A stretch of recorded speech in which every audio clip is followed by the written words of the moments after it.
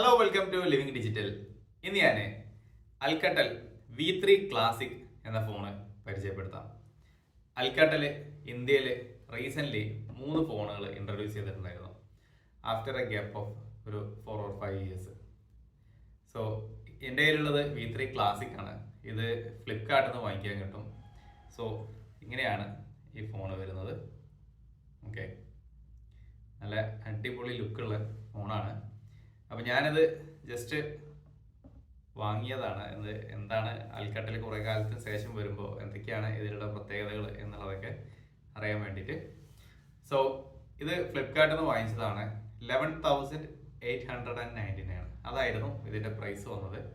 Actual price 12,999 ആയിരുന്നു. അപ്പോൾ അതിൽ ഒരു 1,100 ഡിസ്കൗണ്ട്സ് നമ്മൾ ഫ്ലിപ്കാർട്ട് സൂപ്പർ കോയിൻസ് കൊടുത്തു കഴിഞ്ഞാൽ, അതായത് 101 സൂപ്പർ കോയിൻസ് കൊടുത്തു കഴിഞ്ഞാൽ 101 സൂപ്പർ കോയിൻസ് കൊടുത്താൽ നമുക്ക് 1,100 രൂപ അവർ കുറച്ച് തരും. സോ അങ്ങനെ നമ്മളെ അക്കൗണ്ടിൽ നമ്മൾ സാധനം വാങ്ങിക്കുമ്പോൾ കിട്ടുന്ന സൂപ്പർ കോയിൻസ് കൊടുത്തപ്പോഴാണ് 11,899 ഈ സാധനം കിട്ടിയത്. അപ്പോൾ ഇത് 4GB 128 ആണ് ഇതിൻ്റെ കപ്പാസിറ്റി വരുന്നത്. പിന്നെ ഇതിൻ്റെ 6GB വരുന്നുണ്ട്.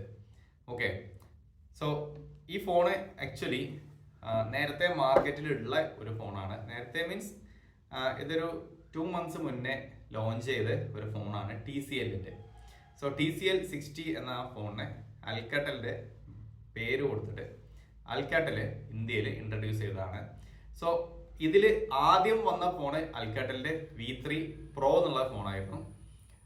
V3 Ultra. So V3 Ultra എന്ന ഫോണ് അതിന് അറൗണ്ട് അതിൽ നമ്മൾ 101 കോയിൻസ് കൊടുത്താൽ 2,100 രൂപ അവർ കുറച്ച് തരുമായിരുന്നു.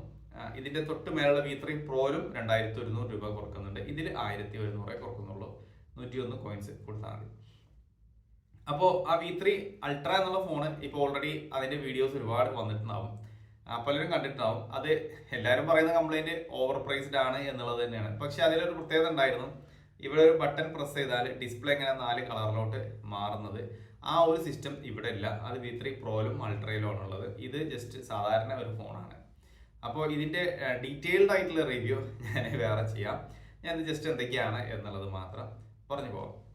ഓക്കെ, സോ അൽക്കട്ടൽ എന്നുള്ള ബ്രാൻഡ് മിക്ക ആൾക്കാർക്ക് പരിചയം ഉണ്ടാവും. എസ്പെഷ്യലി നമ്മളെ പോലെ ഒരു 30s നിൽക്കുന്നവർക്ക്, 30ന്റെ മേലെ ഏജിലുള്ള ആൾക്കാർ, അല്ലെങ്കിൽ 90s കിഡ്സ് എന്നൊക്കെ പറഞ്ഞ ആൾക്കാർക്ക് നല്ലോണം പരിചയം ഉണ്ടാവും. അതിന് മേലുള്ള ആൾക്കാർക്ക് യൂസ് ചെയ്തും പരിചയം ഉണ്ടാവും. നമുക്കൊന്നും ചിലപ്പോൾ അങ്ങനെ യൂസ് ചെയ്യാനുള്ള ചാൻസസ് കിട്ടിയിട്ടുണ്ടാവില്ല.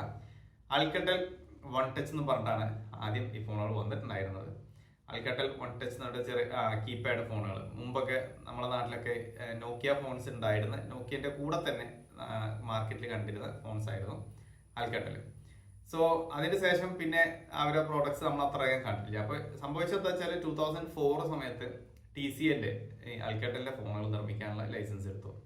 അതിന് ശേഷം ഈ അൽക്കട്ടൽ എന്നുള്ള ഓണർഷിപ്പ് അൽക്കട്ടൽ ലൂസെന്റ് എന്ന് പറഞ്ഞിട്ട് വേറൊരു കമ്പനിയായിട്ട് മാറി. ഒരു US ബ്രാൻഡാണ് ലൂസെന്റ്. ആ അൽക്കട്ടൽ ലൂസെന്റിൽ നിന്നും പിന്നെ നോക്കിയ ഈ അൽക്കട്ടലിനെ വാങ്ങിച്ചു. ആ കമ്പനീൻ്റെ ഓണർഷിപ്പ് ഇപ്പം നോക്കിയക്കാണുള്ളത്. സോ നോക്കിയൻ്റെ ബ്രാൻഡാണ് അൽക്കട്ടൽ. പക്ഷേ ഈ പ്രൊഡക്റ്റുകൾ നിർമ്മിക്കാനുള്ള ലൈസൻസ് ഉള്ളത് TCLനാണ്. അപ്പോൾ അങ്ങനെയാണ് വരുന്നത്. അതായത് നോക്കിയൻ്റെ പ്രൊഡക്റ്റ് TCL നിർമ്മിക്കുന്നു. അങ്ങനെ അപ്പോൾ അത് ഇന്ത്യയിൽ ഇപ്പോൾ റീസെൻ്റ്ലി 260 crores അവർ ഇൻവെസ്റ്റ് ചെയ്തിട്ടാണ്. നെക്സ്റ്റൽ എന്നുണ്ട് ഒരു ബ്രാൻഡ്, ഒരു ഇന്ത്യൻ കമ്പനി, അത്രയും പൈസ മുടക്കിയിട്ടാണ് അൽക്കട്ടലിനെ വീണ്ടും ഇന്ത്യയിലേക്ക് കൊണ്ടുവന്നത്.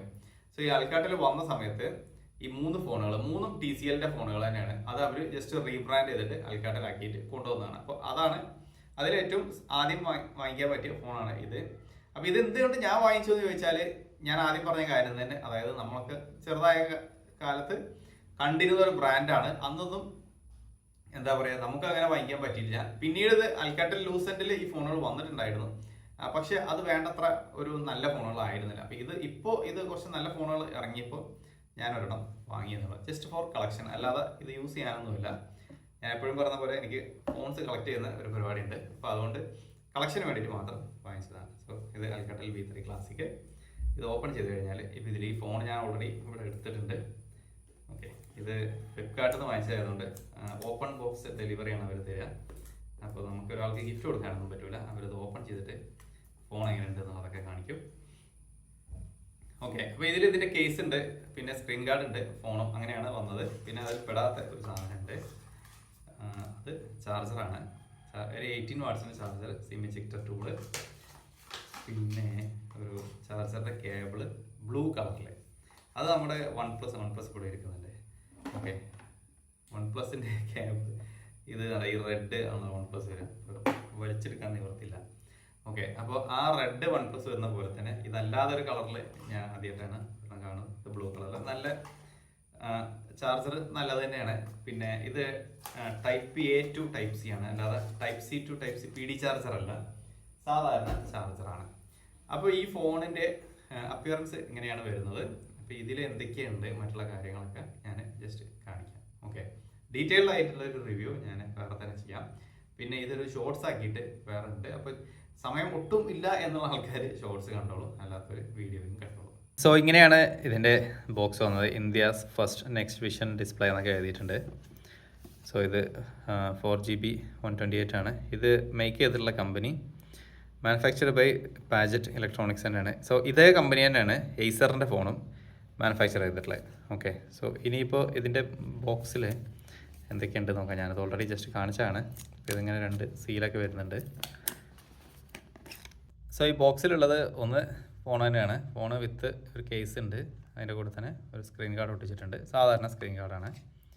പിന്നെ കേബിളാണ്, ബ്ലൂ കളറിലുള്ള കേബിള്. ഞാൻ പറഞ്ഞ വൺ പ്ലസിൻ്റെ ഒക്കെ പോലെ അതാണ്, വൺ പ്ലസിൻ്റെ റെഡ് ഉള്ള പോലെ ഒരു ബ്ലൂ കളറ്.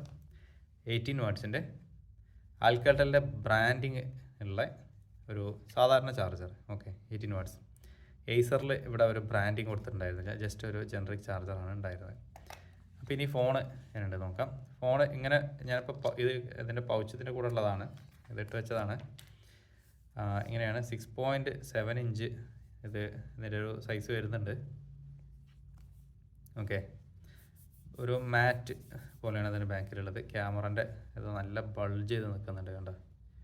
ഇത്രയും ബൾജ് ചെയ്തിട്ടാണ് ക്യാമറ നിൽക്കുന്നത്. പക്ഷെ നല്ല ഭംഗിയുണ്ട് ഇത് കാണാൻ. അത് കയ്യിൽ പിടിക്കുമ്പോഴൊക്കെ നല്ലൊരു ഇൻഹാൻഡ് ഫീൽ ഈ ഒരു പ്രൊഡക്റ്റിൽ നിന്ന് കിട്ടുന്നുണ്ട്. സോ അതിൻ്റെ ഒരു റീസൺ ഒന്ന് ഇവിടെയുള്ള ഈ ഒരു സ്ക്വയർ ഡിസൈനാണ്. എയ്സറിൽ ഇവിടെ ഒരു റൗണ്ട് വന്നിട്ടുണ്ടായിരുന്നത്, ബാക്കി ഉള്ള ഒരു ഫീലൊക്കെ അടിപൊളിയാണ്. പിന്നെ ഇതിൻ്റെ സൈഡിലാണ് power button, volume up and down വരുന്നത്. ഈ സൈഡ് കാലിയാണ്. പിന്നെ മേലെ ഒരു സ്പീക്കറുണ്ട്, നോയ്സ് ക്യാൻസലേഷൻ മൈക്ക് ഉണ്ട്. താഴെ mic, 3.5mm audio jack, type C charger, പിന്നെ ഒരു സ്പീക്കർ ഗ്രില്ല്. ഇത്രയും സംഭവങ്ങളാണ് ഇതിലുള്ളത്. ഇതിൽ ഫിംഗർ പ്രിൻറ്റ് സ്കാനർ വരുന്നില്ല, പക്ഷേ ഫേസ് ഐ ഡി വരുന്നുണ്ട്.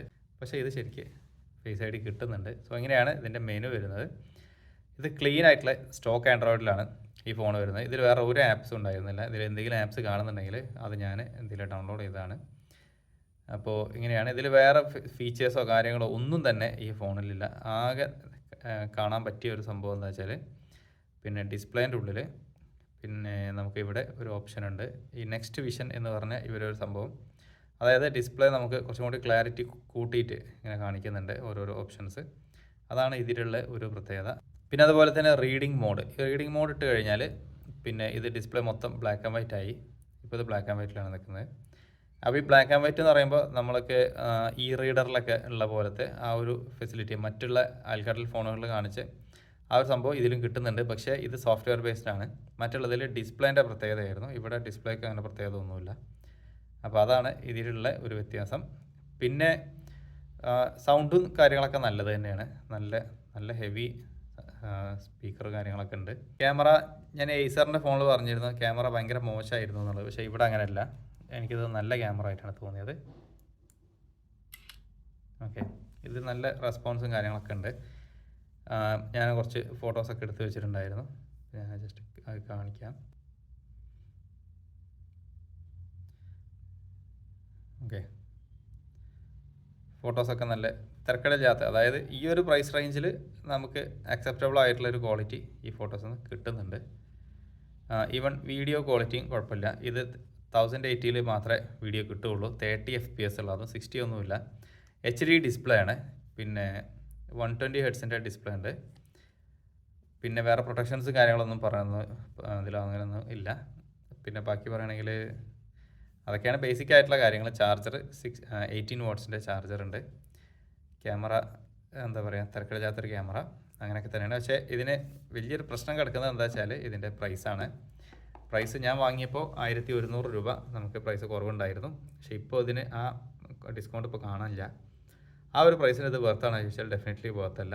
ഇതൊരു 8000 റുപ്പീസിനൊക്കെ ഇറങ്ങേണ്ട ഒരു ഫോണായിരുന്നു. 4000 റുപ്പീസ് ഇതിന് പ്രൈസ് അവർ കൂട്ടിയിട്ട് വെച്ചേക്കാണ്. അങ്ങനെയാണ് എനിക്ക് തോന്നിയിട്ടുള്ളത്. ഇതിലെല്ലാ മോഡലുകളും ഒരു 4000-5000 രൂപ കുറവിലാണ് ഇറങ്ങിയിരുന്നതെന്നുണ്ടെങ്കിൽ അൽക്കാട്ടിൽ മാർക്കറ്റിൽ ഇൻവെസ്റ്റ് ചെയ്ത 260 കോടി പോകില്ലായിരുന്നു. അല്ലെങ്കിൽ അത് കിട്ടുമല്ലോ എന്നുള്ളത് കണ്ടറിയേണ്ടിയിരിക്കണം.